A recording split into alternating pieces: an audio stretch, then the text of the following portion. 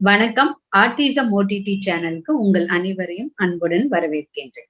நம்ம autism OTT சேனல்ல நம்ம தொடர்ந்து வாவ் கார்த்திக் பத்தின நிறைய விவரங்கள், அவர் ஒரு பெரிய பாடகர், அதுக்கப்புறம் அவங்க அம்மா வாவ் கார்த்திக் எப்படி எல்லாம் வழி நடத்துனாங்கங்கிறத பத்தி நம்ம கடந்த 3 எபிசோட்ல நம்ம தொடர்ந்து பார்த்துட்டு வந்துட்டு இருக்கோம். இன்னைக்கு வாவ் கார்த்திக்க பத்தி இன்னும் சுவாரஸ்யமான விஷயங்கள் எல்லாமே நம்ம தெரிஞ்சுக்கலாம். இப்ப நம்ம அந்த விஷயங்கள்லாம் தெரிஞ்சுக்கிறதுக்கு முன்னாடி ஒரு பாடகரை நம்ம எப்படி பாட சொல்லாம இருக்கிறது.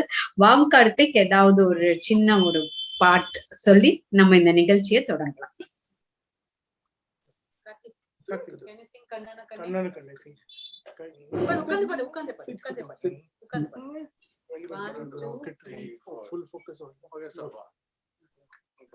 கண்ணான கண்ணே கண்ணான கண்ணே என் மீது சாயவா, பொன்னான நெஞ்சை பொன்னான கையால் பூ போல நீவவா. நான் காத்து நின்றேன் காலங்கள் தோறும் என் ஏக்கம் தீருமா. நான் பார்த்து நின்றேன் பொன்மானம் எங்கும் என் மின்னல் தோன்றுமா. தண்ணீர மேகம் தூரும் கண்ணி சேரும் கற்கண்டாய் மாறுமா. ஆராரிராரோ ராரோ ராரோ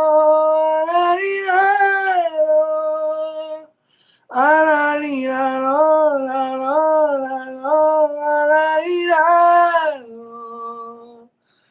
ஆராரிராரோ ராரோ ராரோ ஆராரிராரோ ராரோ ராரோ ஆராரிராரோ. கண்ணான கண்ணே கண்ணான கண்ணே என் மீது சாயவா, பொன்னான நெஞ்சை பொன்னான கையால் பூ போல நீவவா.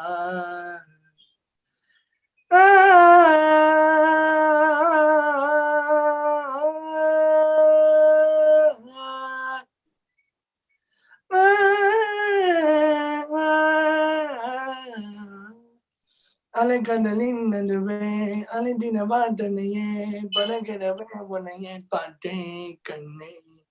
புதுமணனில் விழுந்தேன் புரிந்திடவே இருந்தேன் குறுநகையே இருந்தேன் மீத்தா என்னை.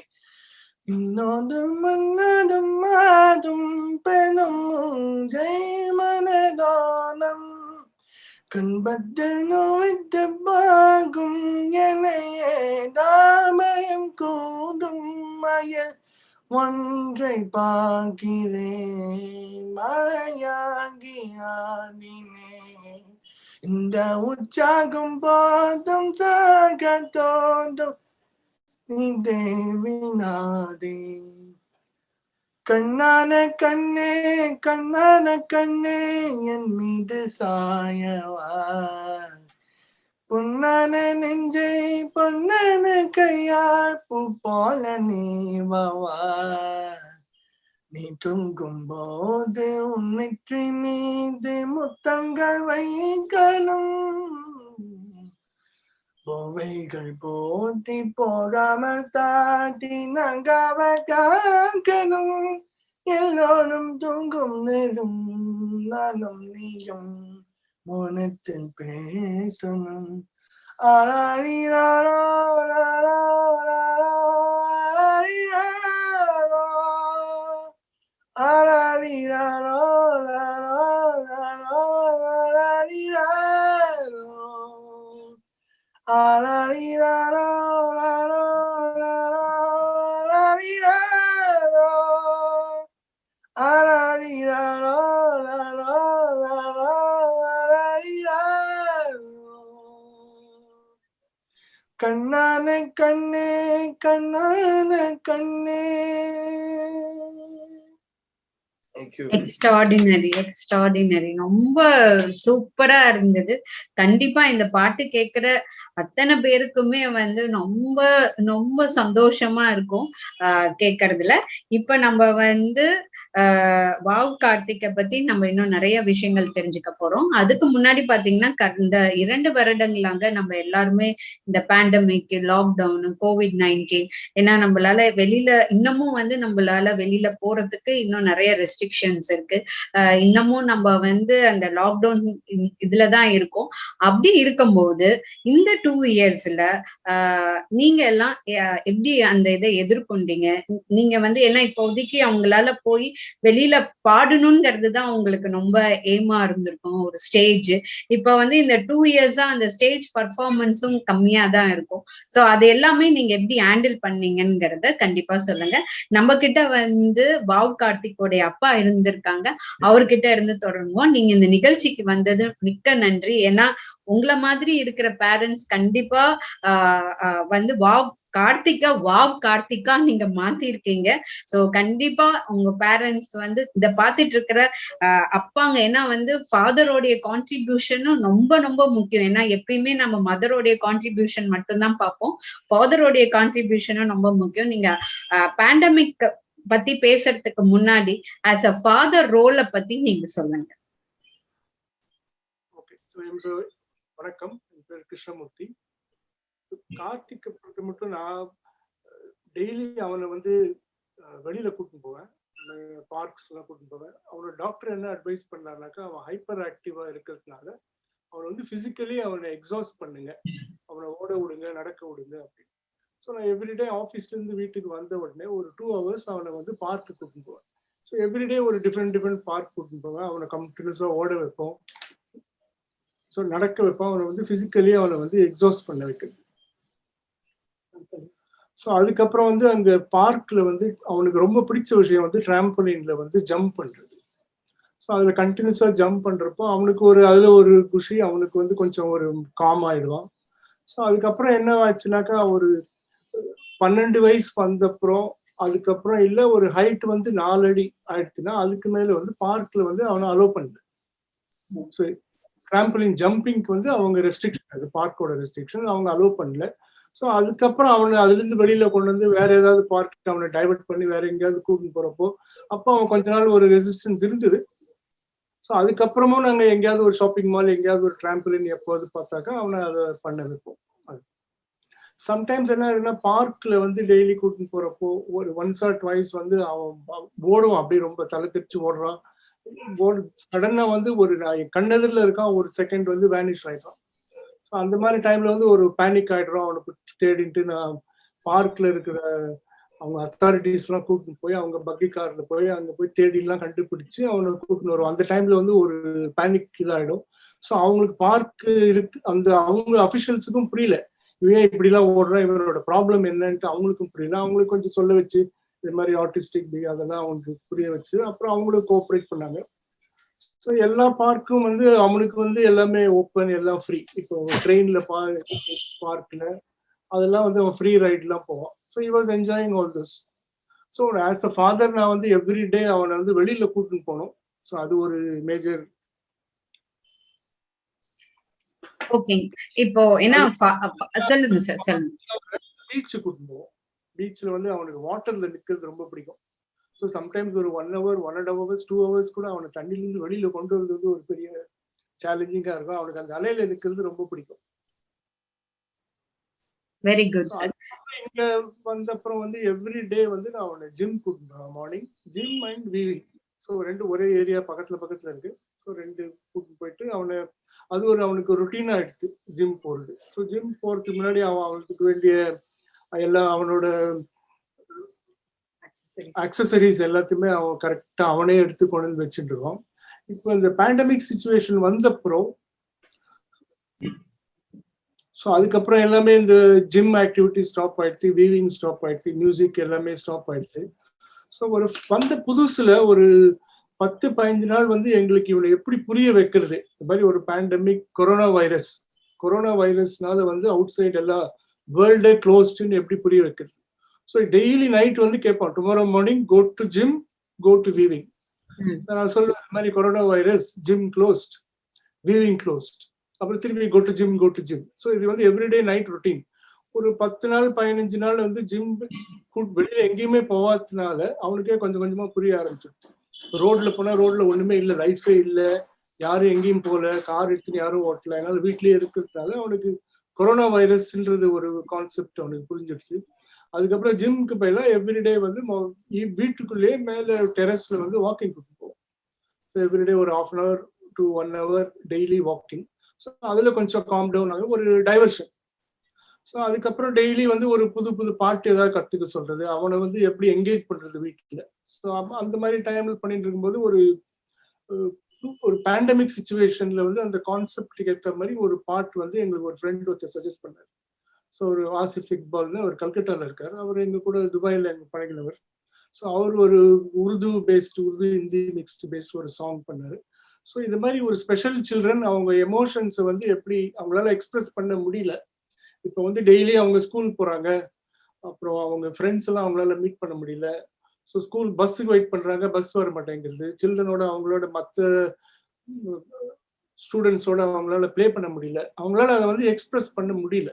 ஸோ இதை பேஸ் பண்ணி அவர் ஒரு சாங் கம்போஸ், லிரிக்ஸ் எழுதி, அப்புறம் அங்கே ஒரு மியூசிக் டைரக்டர்கிட்ட சாங் கம்போஸ் பண்ணி எங்களுக்கு அனுப்பிச்சார். அதை வந்து நான் கார்த்திக் ப்ராக்டிஸ் பண்ண வச்சு இங்கே நாங்கள் வந்து ரெக்கார்ட் பண்ணோம். ஸோ அந்த பேண்டமிக் டைம்ல வந்து ஸ்டூடியோஸ் எல்லாம் க்ளோஸ்டு, நாங்கள் வீட்லயே வந்து ஒரு இன்ஜினியர் கூப்பிட்டு வந்து ஒரு பேசிக் ரெக்கார்டிங் வச்சு இப்போ வீட்லயே ரெக்கார்ட் பண்ணி அப்புறம் வீடியோவும் பண்ணி அந்த பாட்டு வந்து நாங்கள் ரிலீஸ் பண்ணுறோம். அந்த பாட்டு உங்களுக்கு ஷேர் பண்ணிக்கிறோம், நீங்க கூட ப்ளே பண்ணலாம். கண்டிப்பாங்க சார். நம்ம இந்த நிகழ்ச்சியிலுமே அந்த பாட்டை வந்து போடலாம். தொடர்ந்து சொல்லுங்க. அதுக்கப்புறம் இன்னொரு ஒரு பெரிய அச்சீவ்மெண்ட் என்னன்னாக்கா, அந்த பாட்டுல வந்து கார்த்திக் அந்த எமோஷன் எக்ஸ்பிரஸ் பண்றதுக்கு ஆக்டிங் எல்லாம் சொல்லி கொடுத்தது. ஸோ இப்படி பண்ணு அப்படி பண்ணு, நாங்களே எங்களுக்கு தெரிஞ்ச ஆக்ஷன் எல்லாம் சொல்லி கொடுப்போம். அப்புறம் இந்த போட்டோகிராஃபர் வீடியோகிராஃபர் அவங்க எல்லாம் சில ஆக்ஷன் எல்லாம் சொன்னாங்க, அவங்க கொஞ்சம் ஐடியாஸ் எல்லாம் கொடுத்தாங்க. ஸோ அதான் அவனால வந்து அந்த எமோஷனை வந்து எக்ஸ்பிரஸ் பண்றது. இப்போ வந்து ஒரு வெளியில வந்து அப்படியே ரொம்ப பரிதாபமா பாக்குறான், பஸ்ஸுக்கு வெயிட் பண்றான். ஸோ அந்த சீன்லாம் நீங்க பார்க்கலாம் அந்த வீடியோல. ஸோ அது அவனுக்கு ஒரு டைவர்ஷன் மாதிரி இருந்தது அந்த டைம்ல. அப்புறம் இன்னொன்று மியூசிக் வீவிங் ஆஃப்கோர்ஸ் அந்த ஸ்டாப் ஆயிடுச்சு எல்லாமே. அப்புறம் ஒரு 6 மாசங்க அப்புறம் டெம்பரரியா ஒரு ரிலாக்ஸ் பண்ணாங்க. அந்த டைம்ல வந்து இந்த வீவிங் சென்டர், இந்த கோஆப்டெக்ஸ் அவங்க எட்மோர்ல அவங்க ஸ்டார்ட் பண்ணாங்க. அப்போ அதுக்கு போக ஆரம்பிச்சோம். ஸோ அங்கதான் வந்து ஒரு 1 hourல 1 மீட்டர் கிளாத் எல்லாம் பண்ணோம். ஸோ அது கொஞ்சம் ஸ்டார்டட் என்ஜாயிங் தட். அதுக்கப்புறம் கொஞ்சம் கொஞ்சமா இந்த ஒரு மியூசிக் ப்ரோக்ராம் எல்லாமே இப்போ லைவ் ஷோஸ் தான் வந்துட்டு, இப்போ ஸ்டேஜ் ஷோஸ் இல்லாததுனால ஜூம்லயோ ஃபேஸ்புக் லைவ் அந்த மாதிரி கொஞ்சம் ஆப்பர்ச்சுனிட்டிஸ் வந்தது. சம் பீப்புள் ஃப்ரம் சுவிட்சர்லாண்ட்ல இருந்து அவங்க இதுல ஆன்லைன்ல வந்து ஒரு இன்டர்வியூ பண்ணாங்க, கார்த்திக்லாம் பாட வச்சாங்க. ஸோ அந்த மாதிரி சம் ஆப்பர்ச்சுனிட்டிஸ் கிடைச்சது. அதுல கொஞ்சம் என்கேஜ் ஆகுது அந்த லாக்டவுன் டைம்ல. ஸோ அதுக்கப்புறம் வந்து சில ஷோஸ்லாம் அப்பதான் கொஞ்சம் கொஞ்சமா ஆரம்பிச்சாங்க. இப்போ அந்த மௌனராம் முரளி சார் அவர் கொஞ்சம் ஸ்டேஜ் ஷோஸ் பண்ணார். பட் எல்லாமே ஃபேஸ்புக் லைவ்ல தான் வந்து ப்ராட்காஸ்ட் பண்ணுவாங்க. அப்புறம் வந்து லாக்டவுன் டைம்ல இன்னொரு ஒரு மதர்ஸ் டே போது ஒரு சாங் ரெக்கார்ட் பண்ணோம். ஸோ அதுவும் கார்த்திக் கோசரம் அவங்க மதர்க்கோசரம் லிரிக்ஸ் எழுதி கம்போஸ் பண்ணி அவன் ஃபுல்லா பாடினான். ஸோ ஒரு இண்டிவிஜுவல் ஆல்பம் அவன் பண்ணான். ஸோ இப்படிதான் அவனை வந்து என்கேஜ் பண்ணோம். அந்த டைம்ல 2 ஆல்பம் பண்ணோம். அதுக்கப்புறம் பாட்டு நிறைய கத்துனான். அப்புறம் ஃபேஸ்புக் இந்த மாதிரி ஜூம் இன்டர்வியூஸ்ல செக்ஷன்ஸ்ல பாடினான். So after September Mounaragam Murali சாரோட ப்ரோக்ராம்லாம் வந்தது. அப்போ கொஞ்சம் ஸ்டேஜ்ல பாடிட்டு அதை வந்து ஃபேஸ்புக் ப்ராட்காஸ்ட் பண்ணுவாங்க. ஸோ கொஞ்சம் கொஞ்சமா அதுல ஒரு ஹி வாஸ் என்ஜாயிங். ஸோ அவனை வந்து டெய்லி ஏதாவது ஒரு ஆக்டிவிட்டி அவனை என்கேஜ் பண்ணணும். ஸோ அதுதான் ஒரு பெரிய சேலஞ்ச். ஸோ அதுக்கப்புறம் வந்து ஒரு மிலாப்னு ஒரு ஆர்கனைசேஷன் இருக்கு. ஸோ அவங்க வந்து நிறைய மாதிரி ஸ்பெஷல் சில்ட்ரன் பிளஸ் பீப்புள் ஏதாவது ஒரு என்ன சொல்றது ரொம்ப கிரிட்டிக்கல் இல்னஸ் டிசீசஸ் அந்த மாதிரி எல்லாம் சஃபர் பண்றோம் அவங்களுக்கோசரம் வந்து ஃபண்ட் ரைசிங் பண்ணுவாங்க ஒரு ஆர்கனைசேஷன். அதுக்கு கார்த்திக் வந்து ஒரு ஸ்பெஷல் ப்ரோக்ராம், ஒரு 1 hour ப்ரோக்ராம்ல ஒரு 10-12 பாட்டு அவனை எக்ஸ்க்ளூசிவா அவன் தான் பாடலாம். அதுக்கு ஆர்கெஸ்ட்ரா அரேஞ்ச் பண்ணி ஒரு ஸ்டுடியோல அவன் அந்த இடத்துல பாடி அதை வந்து லைவா ப்ராட்காஸ்ட் பண்ணோம் ஃபேஸ்புக்ல. ஸோ அதுல வந்து ஹிந்தி பாட்டு, தெலுங்கு, தமிழ் பாட்டு எல்லா பாட்டும் பாடினாவ. And he raised a lot of money also. அவனால ஒரு பிக் கான்ட்ரிபியூஷன் அவனால பண்ண முடியுது, கலெக்ஷன் பண்ண முடியுது. ஸோ பப்ளிக் நிறைய கோஆப்ரேட் பண்ணாங்க, நிறைய பேர் ஃப்ரெண்ட்ஸ் ரிலேட்டிவ்ஸ் நிறைய பேர் டொனேஷன்லாம் பண்ணாங்க. Very good sir. ஏன்னா நீங்க அந்த பேண்டமிக்க கூட ரொம்ப பாசிட்டிவா வந்து கார்த்திக்காக மாத்திருக்கீங்க. இன்னொரு ஒரு நிறைய பேரண்ட்ஸ் வந்து கேட்கறது என்னன்னா, இந்த மாஸ்க் போடுறது இதெல்லாமே சென்சரி இஷ்யூ எல்லாம் இப்ப கிட்ஸுக்கு இருக்கும். ஸோ அந்த மாதிரி அவங்களுக்கு அந்த சென்சரி இஷ்யூ இருந்துதா மாஸ்க் போடுறதெல்லாம்? அதெல்லாம் எப்படி அவங்க ஹேண்டில் பண்ணிக்கிட்டாங்க வெளியில போடுறப்ப? அவனோட ரொட்டீன்னால வந்து இப்ப நான் ஜிம் போறப்போ அவனுக்கு மாஸ்க் போடணும். கார்ல உட்கார்ந்த உடனே இந்த கார்ல லவ் பாக்ஸ்ல இருந்து ஒரு அதுல வச்சிருக்கேன், நான் ஒரு 4-5 மாஸ்க் வச்சிருந்திருப்பேன். அதுல ஒரு மாஸ்க் எடுத்து எனக்கு ஃபர்ஸ்ட் கொடுப்பான். நான் வந்து மாஸ்க் அவன் முதல்ல போட்டுருவான், என் கையில வந்து மாஸ்க் கொடுப்பான். அது மாஸ்க் போட்டுட்டு அதான் காரை ஸ்டார்ட் பண்ண முடியும். நான் வந்து ட்வைஸ் பண்ணிட்டு ரெசிஸ்ட் பண்ணிட்டு மாஸ்க் வாண்டான்னு சொன்னா கூட அவன் கையில கொடுக்குறான், ஃபோர்ஸ் பண்றான். அதாவது வெளியில போனா மாஸ்க் போட்டுக்கணும், அது நம்ம அவனுக்கு கத்து கொடுத்தது அவன் நமக்கு திருப்பி எங்களுக்கு ஃபோர்ஸ் பண்றான். ஸோ அவன்கிட்ட நிறைய விஷயம் நம்ம கத்துக்கணும், நம்ம இந்த டிசிப்ளின். ஸோ அதுல வந்து சென்சரி இஷ்யூன்ற இல்லை, அவனுக்கு மாஸ்க் போட்டு அது பழக்கம் ஆயிடுச்சு. ஈவன் டுடே இப்போ டெய்லி நாங்கள் எப்போ வெளியில போனாலும் மாஸ்க் போட்டுக்கிறது. நான் சொல்றேன் மாஸ்க் சம்டைம் கார்ல வந்து மாஸ்க் டவுன் அப்படின்னா மாஸ்க் கீழே இறக்கி வச்சுப்போம். வெளியில வந்த உடனே கார்த்திக் மாஸ்க் அப்னா மாஸ்க் ஃபுல்லா போட்டுப்போம். ஸோ அது அவனுக்கு புரியுது. ஸோ மாஸ்க் ஏன் போட்டுக்கணும்ன்றது இந்த கொரோனா வைரஸ் கான்செப்ட் புரிஞ்சிருது. Very good, very. இப்போ இது வரைக்கும் ஸ்டேஜ்ல பாடிட்டு இருந்தவங்க இப்ப வந்து எல்லாமே லைவ், ஃபேஸ்புக் லைவ், யூடியூப் லைவ்னு வந்துருச்சு. அதுல அவர் எப்படி அடாப்ட் ஆனாங்க? அது அவங்களுக்கு ஈஸியா அடாப்ட் ஆயிட்டாங்களா, இல்ல அதுக்குமே நீங்க ட்ரைனிங் கொடுத்தீங்களா? ஃபேஸ்புக் லைவ்ல வந்து நாங்களுமே பயந்து தான் போனோம். ஏன்னா அவனுக்கு வந்து ஆடியன்ஸ் தான், அந்த ஆடியன்ஸோட கிளாப்பிங், அவங்களோட encouragement is big reinforcement for him. So first போறதே ரொம்ப ஒரு நாங்களே ஒரு டவுட்ல ஹெசிடேஷன்ல தான் போனோம். But he adapted very well. அவனுக்கு என்னன்னா ஒரு பெரிய பூன் என்னன்னா, பாட்டு விஷயத்துல எப்படி இருந்தாலும் அது கோரஸ்ல பாடணும்னாலும் சரி, கோரஸ் தான் நீ பாடணும், அதுவும் நாங்க ட்ரை பண்ணோம். எல்லாமே ஒரு எக்ஸ்பெரிமெண்ட். எங்களுக்கு learning process, what all Karthik can do நாங்க ஸ்டில் கத்துட்டு இருக்கோம். he adapted very easily. Music பொறுத்த மட்டும் எந்த விஷயத்துக்குமே அவனால ரொம்ப ரெசிஸ்டன்ஸ் இல்லாம he was able. அங்க போனாங்க, ஹெட்போன் போட்டு பாடணும், ஒண்ணுமே அவனுக்கு ஒரு ப்ராப்ளம் இல்ல. மியூசிக் ஆரம்பிச்ச உடனே பாடி முடிச்சான். finishes. and கார்த்திக் ஒண்ணு என்னமோ ஒரு தடவை நான் சொல்லி கொடுத்துருக்கேன். ஸ்டேஜ்ல போனாக்க ஃபர்ஸ்ட் வந்து அந்த மேடையை வணங்கி தொட்டு கும்பிட்டு அப்பதான் ஆரம்பிக்கணும். பாட்டு முடிஞ்சோடனே தேங்க்யூ. இது வரல அவன் எந்த பாட்டுக்கும் அது மிஸ் பண்ணதே கிடையாது. பாடுறதுக்கு முன்னாடி he will pay his reverence to the stage, அதுக்கப்புறம் தேங்க்யூ சொல்லிட்டு தான் வருவான். ஸோ அதுல வந்து எங்களுக்கு இல்லை, அந்த மாதிரி ப்ராப்ளம்ல இல்லை. we show him he is happy. அவனோட குரலை வந்து ரெக்கார்ட் பண்ண அப்புறம் ஃபேஸ்புக் லைவ்ல வரதே அப்புறமா காமிச்சாக்க he is very happy about it. So அந்த சந்தோஷம் தான் எங்களுக்கு சந்தோஷம். ஏன்னா அப்ப நீங்க சொல்றது பாத்தீங்கன்னா டிஜிட்டல்லயும் அவரு வந்து கரெக்டா செட் ஆயிட்டாங்க. ஒரு ரெக்கார்டிங் ஸ்டுடியோல கூட மேடம் இந்த பாட்டிலும் இப்போ பாலு சார் இதுதான் இன்னொன்னு சொன்னார். எங்களுக்கு எல்லாம் வந்து ஒரு கிளிக் ட்ராக்னு ஒண்ணு கொடுப்பாங்க. சோ அந்த கிளிக் ட்ராக் தான் நாங்க பாட ஆரம்பிப்போம். பட் கார்த்திக் கரெக்டா அந்த ஒரு தடவை if he has listened to the song, எந்த பார்ல ஸ்டார்ட் பண்ணணும், there is no need for any prompting for him. அந்த ரெக்கார்டிங் ஸ்டுடியோல ஓகே இப்ப திருப்பி இந்த பாட்டை பாடணும், இந்த இடத்துல அந்த மியூசிக் ஸ்டார்ட் எங்க வருதோ அந்த வந்து அவனுக்கு அந்த நாலேஜ்ல இருக்கு, அந்த நாலேஜ் அந்த ஞானம் இருக்கு, அவன் பாட ஆரம்பிச்சுவான் கரெக்டா. ஒரு ப்ராப்ளம் இல்லை. பாட்டு சம்பந்தம் மட்டும் பொறுத்த மட்டும் எங்களுக்கு எந்த கஷ்டமும் கிடையாது. we have to work on certain issues that he has got, like in ways of diction. அது மட்டும் எங்களுக்கு அது சரியா எடுத்துனாக்க we can achieve, we can reach where he has to reach. We can reach him to where we want him to reach. ஒரு நல்ல சிங்கரா, accepted சிங்கரா அவனை பண்ண முடியும்ன்ற ஒரு நம்பிக்கையில நாங்க அவனை ஒர்க் பண்ணிட்டு இருக்கோம் அவங்ககிட்ட. Very good.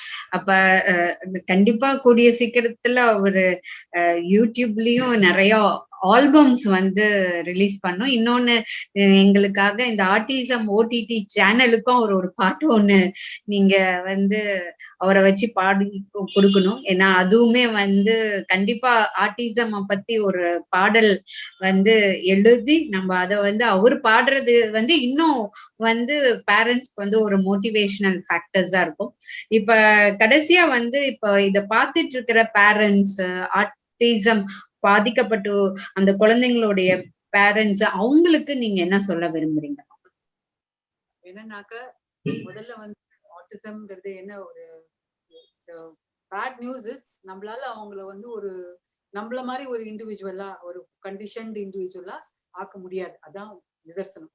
அதை வந்து அக்செப்ட் பண்ணிக்கணும் ஃபர்ஸ்ட். ஸோ அதை அக்செப்ட் பண்ணிட்டாக்க இப்ப இருக்கிற கண்டிஷன்ல what best we can do. So அப்படி பார்த்தாக்க கண்டிப்பா ஒரு ஒரு குழந்தைகிட்டயும் ஒரு ஒரு டேலண்ட் இருக்கும். அதை என்ஜாய் பண்ணுவாங்க அவங்க. ஒரு பையன் எனக்கு தெரிஞ்சு பாஸ்கெட் பால் இந்த ட்ரிப்ளிங் அவ்வளவு பியூட்டிஃபுல்லா பண்ணுவான். பெயிண்டிங் நிறைய பெயிண்டர்ஸ் இருக்காங்க, சிங்கர்ஸ் இருக்காங்க. டான்ஸ் மட்டும் தான் எனக்கு தெரிஞ்சு ஆட்டிஸ்டிக் சில்ட்ரனுக்கு ரொம்ப இல்லை. ஏன்னா அவங்களுக்கு அந்த பாஸ்டர் ஹார்மோனி இல்லாததுனால அவ்வளவு பாய்ஸா அவங்களுக்கு அவ்வளவு பியூட்டிஃபுல்லா அந்த ஒரு என்ன சொல்றது அந்த ஒரு அந்த எலிக்வெண்டா ஆட முடியாது. எலிகண்ட் ஒரு ஒரு ஒரு டான்ஸருக்கு வேணுங்கிற பாய்ஸ் இல்ல அவங்க கிட்ட. அது மட்டும் தான் அவங்களுக்கு மிஸ் ஆகும்.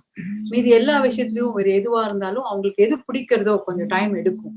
சில சமயம் அவங்க ரெசிஸ்ட் பண்ணலாம், பிடிக்காம போகலாம். கொஞ்சம் விடாம ட்ரை பண்ணி நிறைய ஆப்ஷன் அவங்களுக்கு கொடுத்து அவங்களுக்கு எது பிடிக்கிறதோ அது இன்னும் அதை ரெயின்ஃபோர்ஸரா யூஸ் பண்ணி நிறைய விஷயங்கள் அவங்களுக்கு கத்தும் கொடுக்கலாம். நம்ம அந்த கார்த்திக் வந்து நாங்க பாட்டை வச்சு ஓகே இதை பண்ணா இது பண்ணலாம், பாட்டு கிடைக்கும், இது ஒழுங்கா பண்ணி முடிச்சுட்டாக்க பாட்டு பாட முடியும்ன்ற ஒரு ரெயின்ஃபோர்ஸர் மாதிரி பழக்கிட்டோம்னாக்க அவங்களுக்கு பிடிச்சதை வச்சு எது வேணா அவங்களை கொஞ்சம் ஓரளவுக்கு 70% நம்ம கொண்டு பண்ண வைக்கலாம். மீதி விஷயங்கள்லயும் ஃபோக்கஸ் பண்ண வைக்கலாம்.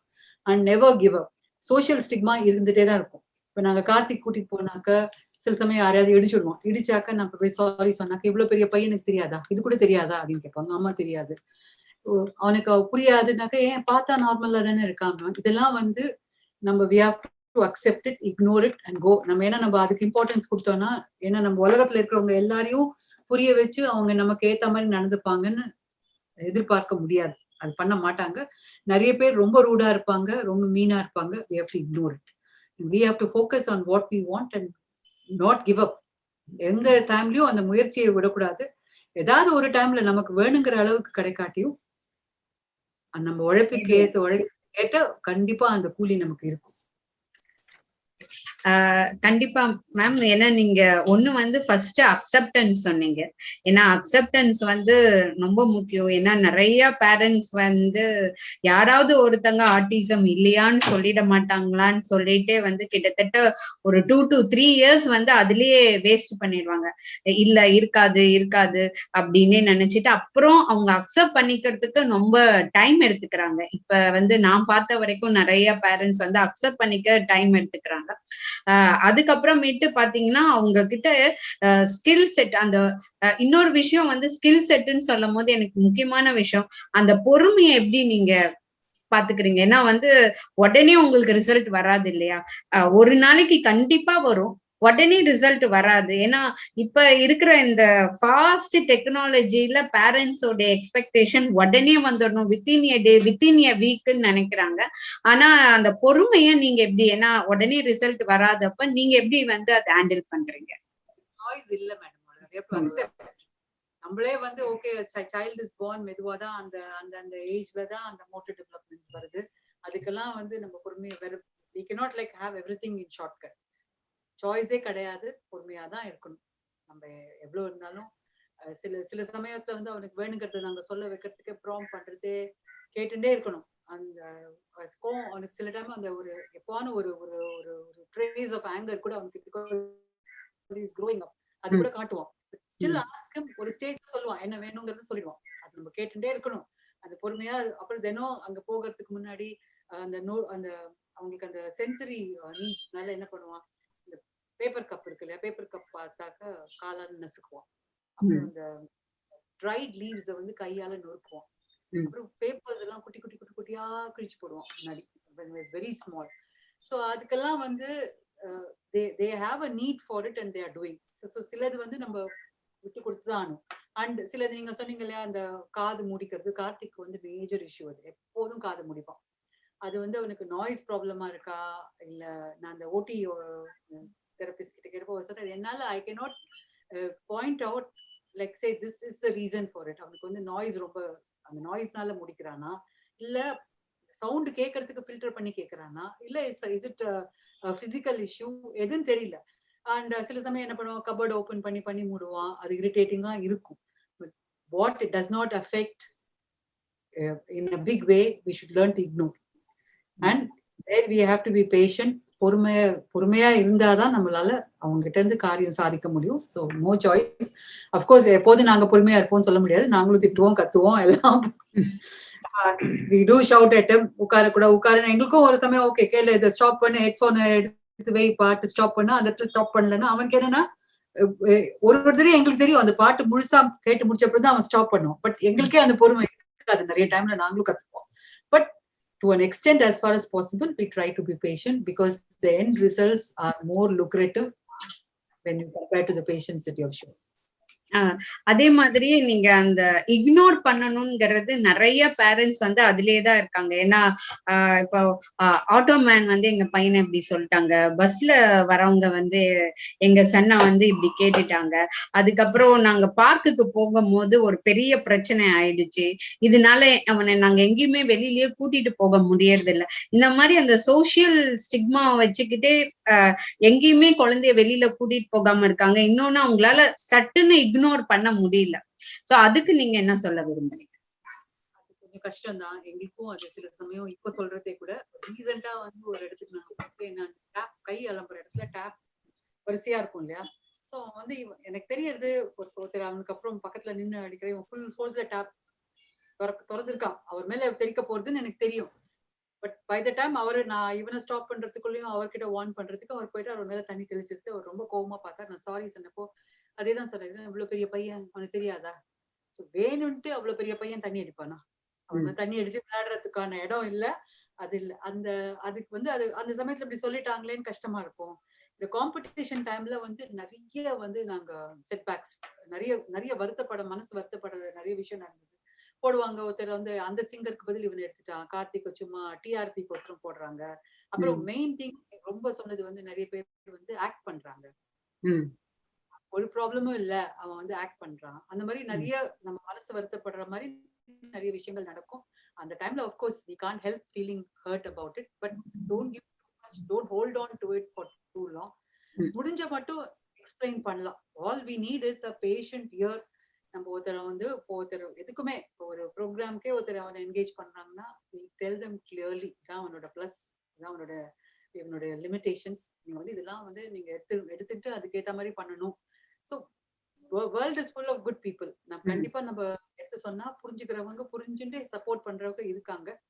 இருக்கிற கொஞ்சம் பேர் வந்து பேடா இருக்கிறவங்களை வந்து நம்ம we should only ignore நம்ம வளர்த்துக்கணும். வந்துரும் அவங்களே. இப்போ ஒரு 5 வயசு குழந்தைய உங்ககிட்ட கூட்டிட்டு வரவங்களே இன்னொரு 5 வருஷம் கழிச்சு கேட்டா they will be giving you a lot more advice and tips than கண்டிப்பா.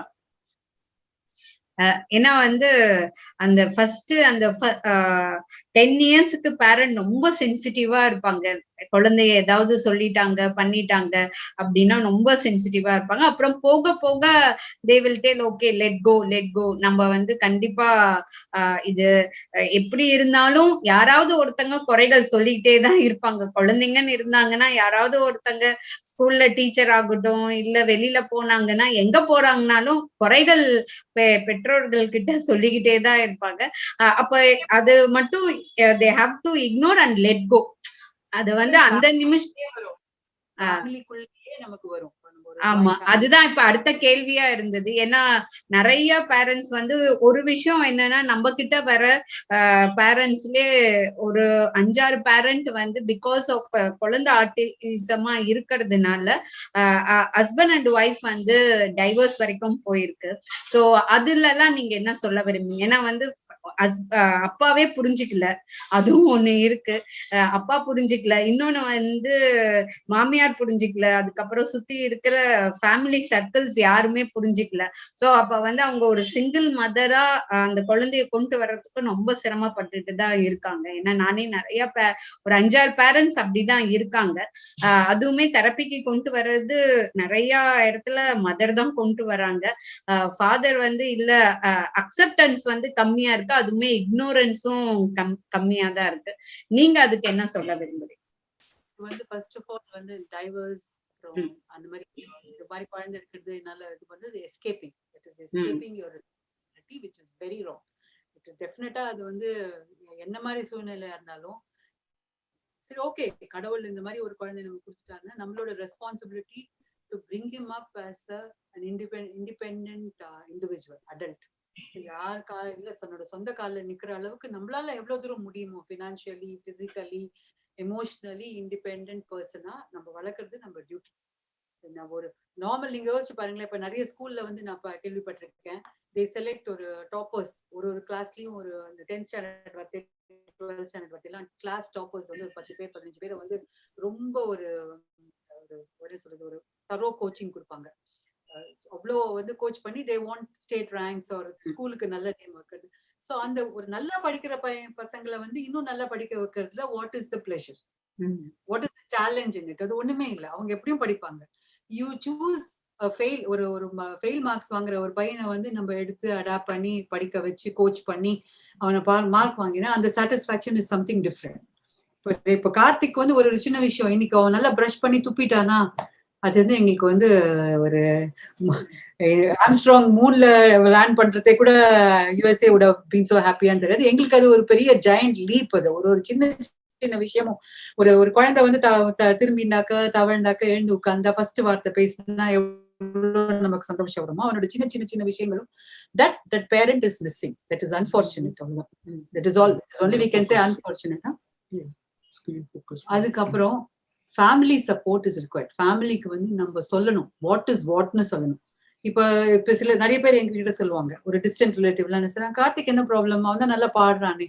நல்லா பாடுவாங்கிற ஒரு இதுக்கு பின்னாடி எத்தனை லிமிடேஷன்ஸ் அவனுக்கு இருக்கு, எவ்வளவு சேலஞ்சஸ் அவன் ஃபேஸ் பண்றான், எவ்வளவு ஓவர் கம் பண்ண வேண்டி இருக்குங்கிறது தெரியாது. we have to tell, we have to educate the family. இதுதான் விஷயம். இந்த மாதிரி இருக்கு. இப்ப கார்த்திகோட ட்வின் பிரதருக்கு we have told him இந்த மாதிரி இருக்கு, என்ன பண்ணணும், what is required from you. ஒரு எமோஷனல் சப்போர்ட் ஆல் த்ரூ, ஒரு அஃபெக்ஷன் வேணும். அப்ப அவனுக்கே தெரியும், விக்னேஷ்கே தெரியும், இந்த மாதிரி mummy maybe he will not, இப்போ he will get upset now, he's been wait long, somebody is disturbing him, somebody is disrupting him. So அவனுக்கு புரியுது, he's there. அந்த மாதிரி ஃபுல் ஃபேமிலியோட சப்போர்ட் இருந்தாதான் நம்மளால தனியா பண்ண முடியாது. இப்ப எங்க விஷயத்துல வந்து எங்க அம்மாவோட ஃபுல் சப்போர்ட் எங்களுக்கு இருந்தது, என்னோட பிரதர்ஸ் இருந்தது, என்னோட இன்லாஸ் சப்போர்ட் இருக்கு. Everybody understands. ஸோ இந்த பையனுக்கு ஸ்பெஷல் ரிக்வயர்மெண்ட்ஸ் இருக்கு, நம்ம எல்லாருமே அட்ஜஸ்ட் பண்ணிக்கணும். ஸோ இந்த ஒரு பெரிய டேலண்ட் அவனுக்கு இருக்கு, அந்த டேலண்ட்டை பூஸ்ட் பண்றதுக்கு நம்ம எல்லாரும் சப்போர்ட் பண்ணணும் அப்படின்ற ஃபீலிங் இருக்கு. அது every family should bring it. அதுல இருந்து கண்டிப்பா divorce is not a situation, it's not a solution, it is creating more problems. And ஒரு சிங்கிள் மதரால எஸ்பெஷலி ஒரு மேல் சைல்டு இருந்தாக்க, இப்ப எனக்கெல்லாம் அந்த ப்ராப்ளம் நிறைய இருக்கும். இப்ப நான் வெளியில போகணும்னாக்க I cannot go without an adult male. ஒரு மாலே போறோம், ஒரு ஷாப்பிங் மால்ல போறோம், டிசேபிள் டாய்லெட்ஸ் சென்னையில எவ்வளவு ஷாப்பிங் மால்ல இருக்கு கிடையாது. ஒரு ஆடிட்டோரியம் போனா எவ்வளவு இடத்துல டிசேபிள் டாய்லெட்ஸ் இருக்கு. we have to leave him in a common toilet, which is very scary. அப்புறம் சில இடத்துல சில பேர்கிட்ட பேசுறதே, if an adult male accompanies him, things are better. So ரெண்டு பேரும் தான், mother has to do her role, father has to do his role, family has to do their role.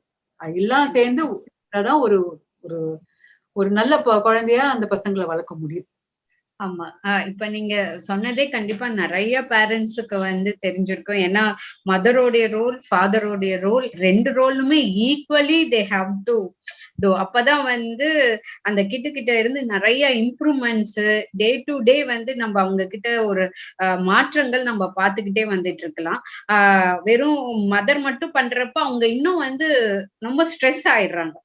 Mother single மதரா இருக்கும் போது அவங்களுக்கு ஸ்ட்ரெஸ் ஆயிடுறாங்க.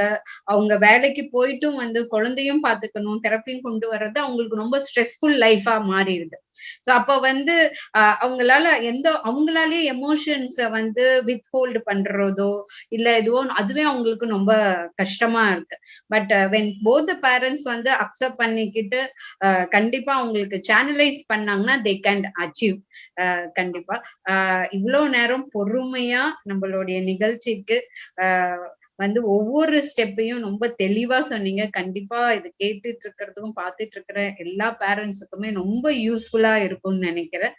இந்த நிகழ்ச்சிக்கு நீங்க வந்ததுக்கு மிக்க நன்றி. வேற ஏதாவது நீங்க சொல்லணும்னு நினைக்கிறீங்கன்னாலும் சொல்லலாம்.